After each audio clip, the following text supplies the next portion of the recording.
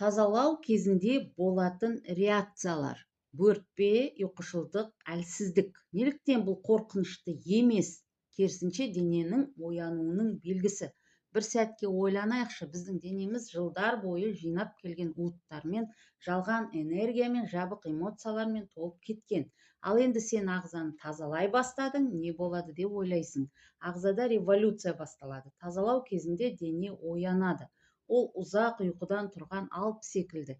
Көзін ашады, созылады, қоқысты сыртқа лақтыра бастайды. Міне дәл сол кезде біз қорқамыз. Бөртпе шықса аурумын дейміз, ұйқышыл болсақ әлсіреп кеттім дейміз. Бірақ шын мәнінде бұл емделудің бастауы. Бірінші бөртпе денең сөйлеп тұр, терің бұл ішкі әлеміңнің айнасы. Бауыр, ішек, бүйрек тазалануға үлгермегенде ағза уды тері арқылы сыртқа шығарады. Осы кезде бөртпе, қышыну, қызару пайда бола бастайды. Бұл ауру емес, бұл жылдар бойы тұншыққан дененің дем алып жатқаны.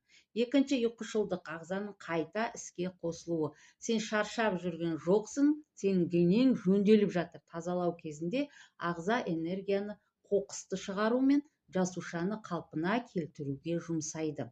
Үшінші, әлсіздік, күшіңнің жиналып жатқаны. Бастапқыда әлсіздік сезілуі мүмкін, бірақ бұл әлсіздіктің емес, қайта құрылудың кезеңі. Бұрын энергия ауруды ұстап тұруға кетсе, енді ол емделуге, жаңаруға бағытталады. Бұл реакциялар неліктен қорқынышты емес? Өйткені тазалау бұл тек физикалық емес, энергетикалық жаңару. Әр уыт шыққанда ескі энергия кетеді. Әр бөртпемен жасушалар қайта тыныстайды. Әр ұйқышылдықпен ағза саған демалыс сыйлап, жаңа күш жинайды. Сенің ағзаң қазір сауығып жатыр. Ол күресіп жатқан жоқ, тазарып жатыр. Тазалау бұл дауылдан кейінгі тыныштық емес, бұл дауылдың өзі. Бірақ әр дауылдан кейін таза ауа, жаңа өмір басталады.